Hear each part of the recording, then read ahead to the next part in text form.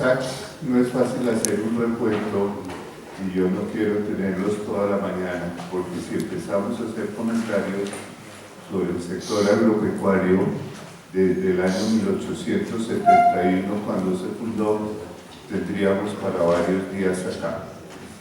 Sin embargo, es importante tener en cuenta dentro del mismo sector algunos eventos que dieron cabida a que lleguemos al año 2014 sin una política agraria de Estado. Aquí la gran mayoría de ustedes es muy joven, no se acuerdan del presidente Carlos Lleras Restrepo.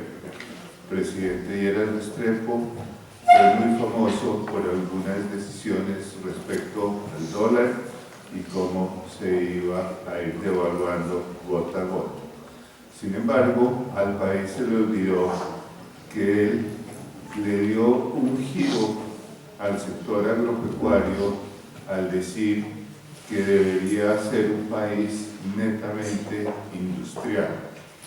Esa industria quiso no respetar la historia de haber tenido primero un desarrollo agropecuario y entonces llegamos al 2014 y al 2013 y al 2012, como bien se dijo, la SAC es un gremio de gremios y tiene de afiliados, son entidades, instituciones y gremios, pero no tiene personas naturales. Sin embargo, cuando nosotros hicimos un análisis de qué había ocasionado estos paros y confrontamos ese análisis con lo que ha sucedido y se ha logrado arreglar, vemos que vamos en la dirección correcta, pero tenemos que avanzar más rápido. En el año 2013, no es porque nosotros o la presidencia de la SAC se lo imaginara, eran las cifras del DANE, de índice de precios al productor, de índice de costos al productor, eran las encuestas de la SAC a más de 2.700 personas con una confiabilidad de más del 95% a lo ancho y largo del país. En ese momento, básicamente las causas que hoy en día existen, pero en mayor o menor grado todavía permanecen. Unos precios bajos para el productor, porque somos tomadores de precios, un gran beneficio para la industria y la agroindustria, que son los formadores de precios. En segundo lugar, unos costos de producción muy altos y muchos están correlacionados con la misma infraestructura. Y también vemos en ese momento, y lo vemos hoy en día, una apatía del sector agropecuario respecto a sentirse bien en su actividad. Es decir, ¿cómo creen que está bien, mal, regular?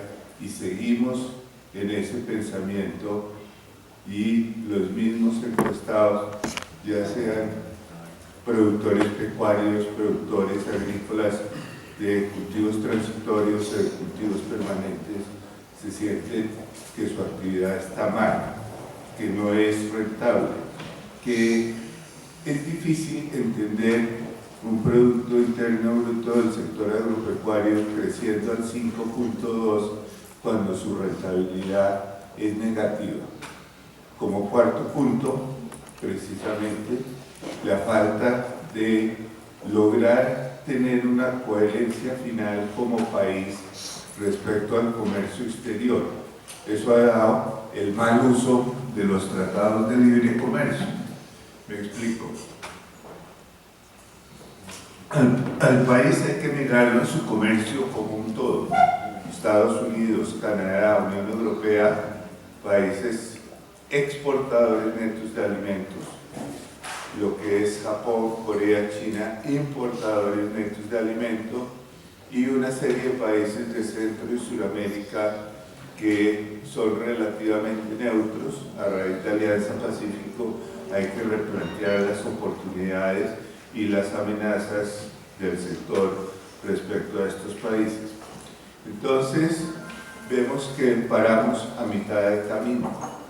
Corea se va a volver a presentar, pero necesitamos avanzar hacia Japón y avanzar hacia China para tener un equilibrio entre los diferentes sectores productivos del país desde el punto de vista de su comercio exterior. El quinto punto sigue siendo el contrabando. Cada día vemos con mayor preocupación que el contrabando está desplazando el trabajo y los productos colombianos. Si eso le sumamos una revaluación que afortunadamente se ha modificado y hay una tendencia devaluacionista en los últimos días, esto está beneficiando no solo al exportador, sino también la formación de precios y también evitando la importación de productos agropecuarios colombianos. Aquí vale la pena hacer un comentario sobre seguridad alimentaria. Hay que tener muy claro que Colombia hoy en día tiene una producción de 30.6 millones de toneladas anuales de alimentos y materias primas, que estamos exportando 4 millones y que estamos importando 10 millones de toneladas. O sea que el consumo nuestro es de 36.6 millones de toneladas al año. Hay algunos productos que se destacan porque los abandonamos, cebada, trigo. Hay otros como el maíz, que 3/4 partes es importado y una 1/4 parte se produce. Sin embargo, aquí quiero hacer un paréntesis, porque muchas veces los gobiernos, sea cual fuere, no entienden la interrelación entre los productos. Entonces hay un verano en Estados Unidos, el maíz se daña, el precio sube, entonces aplaudimos que los productores de maíz en Colombia tengan un mejor precio, pero no entendemos que el costo para los productores avícolas, porcícolas y lechería especializada se ven afectados. Los dos primeros, 75% de su costo de producción son los concentrados, el último alrededor de un 32%, se le transmite o no al consumidor final o simplemente va contra la rentabilidad de estos productores. Esto nos ha llevado a mirar, y después de esos análisis de la SAC, aún fuimos más categóricos al decirle al país en septiembre del año 2013: Colombia no tiene una política agraria de Estado. Colombia tiene políticas parciales a ciertos productos. Y en eso se le propuso al gobierno que debería haber una política agraria de Estado en que cumplieran los pequeños, los medianos y los grandes. El presidente Juan Manuel Santos entendió, compartió y se pusieron ya varios mecanismos para que se transformara esa política agraria de Estado.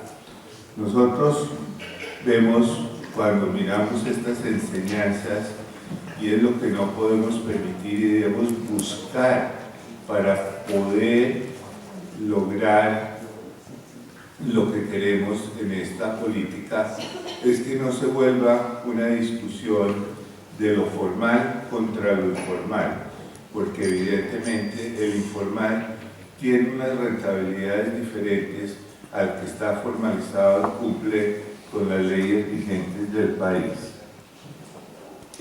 Nosotros, ya se mencionó, evidentemente respetamos la Constitución y respetamos el derecho a la protesta. Lo que nunca estuvimos de acuerdo fue con las situaciones de hecho, porque el mayor perjudicado fueron los productores que no quisieron participar en el paro. Miramos con terror lo que le pasó a los agricultores Meta Casanare en sus cosechas de arroz, a los productores de leche de Chiquinquirá, Sinijaca, Zipaquirá, Huatengo, o a los productores de papa, y después en la zona del centro de Boyacá, y el problema con la polilla, las decisiones del ICA de zona de emergencia sanitaria, etc. Entonces, aquí lo que vemos es que hacia el futuro tiene que tener el país muy claro por qué los gremios y por qué las organizaciones gremiales y por qué hemos apoyado, sea cual fuere su origen, una organización formal, porque estas son básicamente un bien del Estado. Hoy en día son un bien público, los gremios. Es un país que ha ido perfeccionando y por eso apoyamos, porque es la forma de comunicarse transversalmente entre diferentes sectores con el gobierno. Ahora, ¿qué tenemos en este momento en juego? En primer lugar, un pacto agrario que a raíz de los paros se desdibujó totalmente y se volvió una serie de proyectos con fines y desde los territorios. Esto en sí no quiere decir que sea malo, pero eso no fue la intención del Pacto Agrario y Desarrollo Rural, que nació en la Casa de Nariño, que nació por una solicitud de la Sociedad de Agricultores de Colombia, SAC, para solucionar los problemas de fondo y buscar una política agraria de Estado. Sin embargo, tenemos otras instancias que se fueron creando, como la misión rural, en la cual el sector privado, el que produce, el sector productivo, el agrícola, el pecuario, tiene una representación minoritaria. Sí, hay muchos exministros de Agricultura que están buscando recuperar el tiempo y lo quieren hacer a través de la misión rural. Hay una serie de profesores que les gusta enseñar en vivo y en directo. Y hay una serie de técnicos muy respetables, pero las fuerzas de la misión rural están desbalanceadas contra el sector productivo, hacia el cual están encaminadas las ideas de lo que debe ser una política agraria de Estado. Entonces, aquí se critica, y muchas veces oye uno en la misma misión rural, falta de incorporar temas como el agua, el sector privado lo incorpora, falta de hacer comparación con otros países, el sector privado busca incorporarlo, etcétera, etcétera, y no me quiero extender en eso. Yo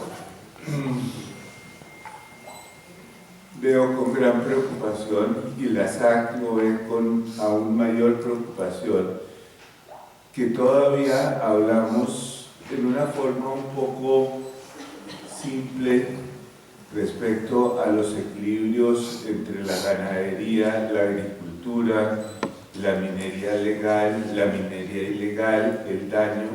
Simplemente cojamos la agricultura, sus 21 millones de hectáreas con vocación agrícola y 5 millones en uso, hectáreas más, hectáreas menos, y llegamos a la conclusión que los otros 16 millones no están en uso por muchas razones.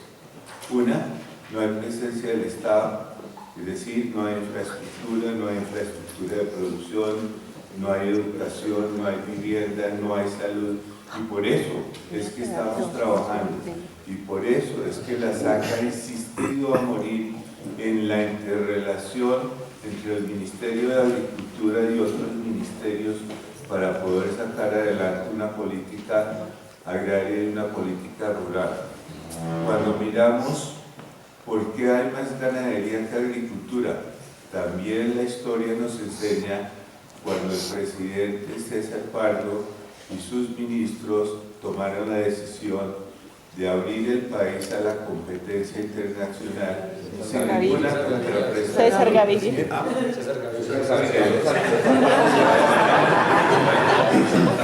César Gaviria, perdón.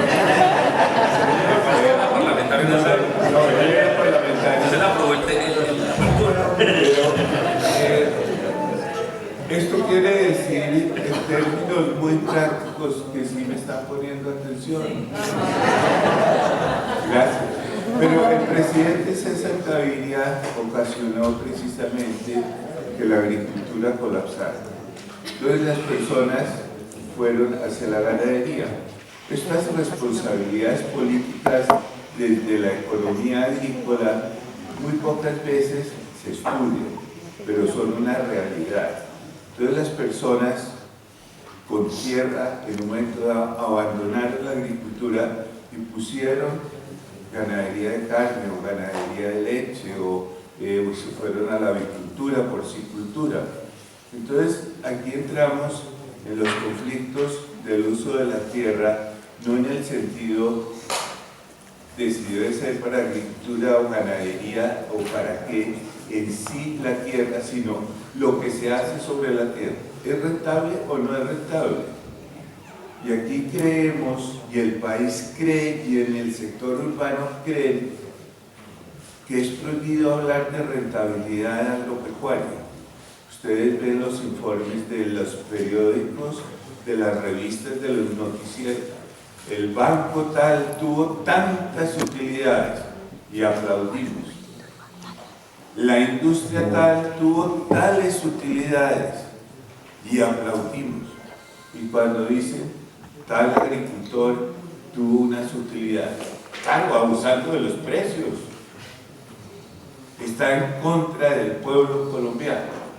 Se ve mal visto y es un paradigma en Colombia, porque en Argentina, en Chile, en Estados Unidos, en Francia, tener utilidades, el pequeño, el mediano, el grande, eso es lo que la sociedad busca para reducir las brechas entre lo urbano y lo rural. Con 4 palmaditas en la espalda, con unas conferencias lindas, no reducen esas brechas. Las brechas se reducen con inversión del Estado y con posibilidad de tener actividades que sean rentables. Si no, no hay la menor posibilidad.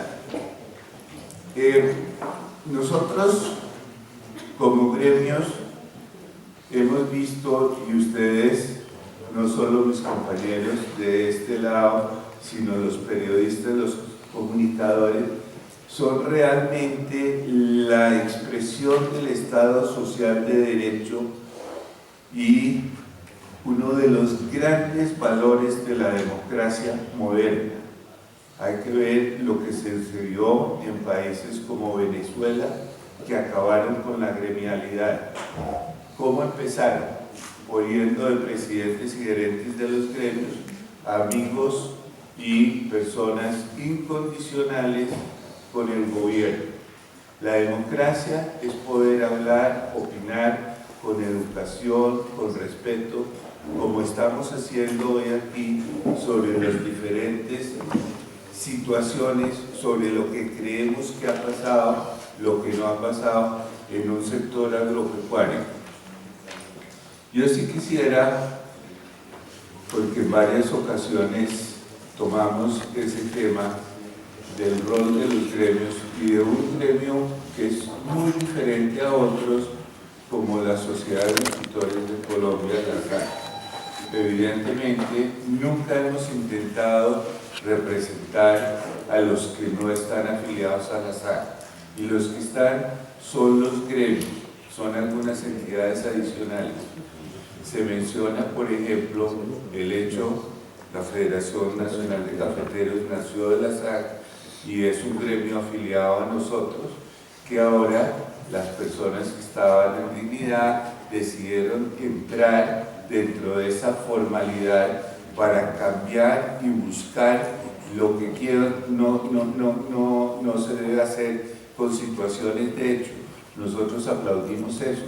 Es lo mismo que cualquier gremio de productos puede ser las personas que no estén de acuerdo con sus dirigentes, afiliarse, ir a las asambleas, entrar a las juntas y buscar el cambio, como se ha hecho tradicionalmente en Colombia. Estamos buscando un futuro que ha cambiado, no solo porque debe ser incluyente, sino que también el país quedó incluido en un globalizado que nos está afectando a todos y a cada uno de nosotros, queramos o no queramos.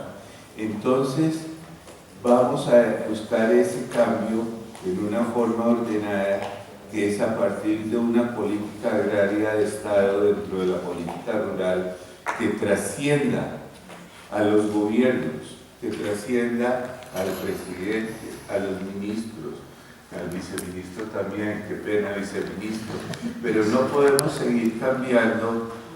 Y yo les toco un tema, por ejemplo, biocombustibles. El gobierno del expresidente Uribe tenía una forma de ver los biocombustibles, las pocas reservas de gasolina y de petróleo que tenemos. El presidente Santos tiene una visión diferente. Cada uno como gobierno tiene todo el derecho de hacerlo, pero un sector agrícola no puede ir de un lado para otro, y por eso los países requieren esta política agraria de Estado. Entonces entramos a cómo y quién y con qué, es decir, cómo se va a hacer, quién la va a hacer, con qué la va a hacer, quién, cómo está nuestra institucionalidad. Esa institucionalidad la que necesitamos, ¿qué necesitamos cambiar? Y esos son trabajos entre el sector productivo colombiano, pero el sector productivo colombiano tiene que tener una forma organizada de expresar lo que siente para que con el gobierno se pueda trabajar. Y para eso son los gremios, ya sean agrícolas, ya sean pecuarios, ya sean locales, departamentales, municipales, nacionales. Esto es lo que nos permite ese diálogo y buscar que esa institucionalidad sea la que necesitamos. El ministro Iragorri nos ha indicado y hemos conversado de la necesidad de reevaluar cada una de las instituciones y ver qué tenemos, qué les falta, qué necesitamos, sea el INCA, sea Corpoinca, sea el Banco Agrario, sea Finalgo, sea el INCODE. Necesitamos un instituto especializado en tierra, sí, no, cómo, cuándo, dónde. Segundo lugar, el cómo, que es lo que hemos venido diciendo. ¿Cuáles ministerios y cuál sector privado?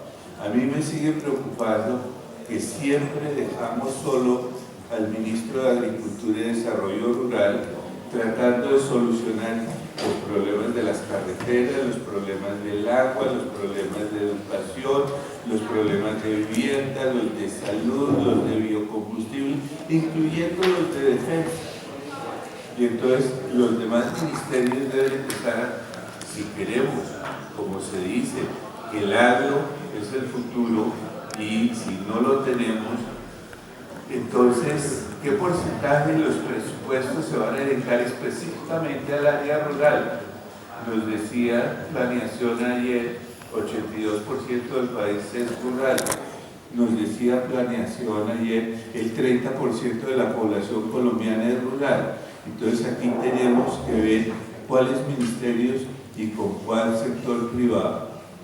Y ahora, la tercera pregunta, ¿con qué? Un presupuesto. Es un presupuesto que nos ha informado el gobierno, puede ser del orden de cercano a 20 billones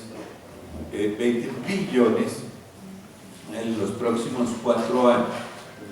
Y esos 20 billones tenemos que saber en qué los vamos a invertir, quién, otra vez cómo y otra vez con qué, cuándo entran, cómo son los flujos. Los gobiernos entendemos que son muy complejos en su manejo presupuestal, sobre todo lo que corresponde a otros ministerios, pero creo que es el momento y creo que estamos aquí sentados y estamos buscando que, al ser incluyente y darle la oportunidad a todos y cada uno, señores periodistas, de que ustedes en las diferentes regiones, aquí tenemos a Ibagué, pero tenemos a Santa Marta, pero tenemos a Barranquilla, pero tenemos a Tumaco, pero también Bogotá, pero también Tunja. Entonces, esa territorialidad, y ya para concluir, nos mostró Luis Fernando Mejía, subdirector de planeación, y recalcó que Colombia es un país de países. Vimos lo que es la región Caribe versus el altiplano cundiboyacense y la región centro-norte. No tienen casi nada en común. Y vemos a los llanos versus el sur del país o el eje cafetero. Entonces también por eso esa territorialidad cada día va a ser más importante. Pero hay que entender que la transversalidad no debe ser única en el país, sino respetar esa territorialidad si queremos que esto sea un conjunto de situaciones que lleguen a formar esa política agraria de Estado que todos estamos buscando y queriendo en este momento. Mil gracias.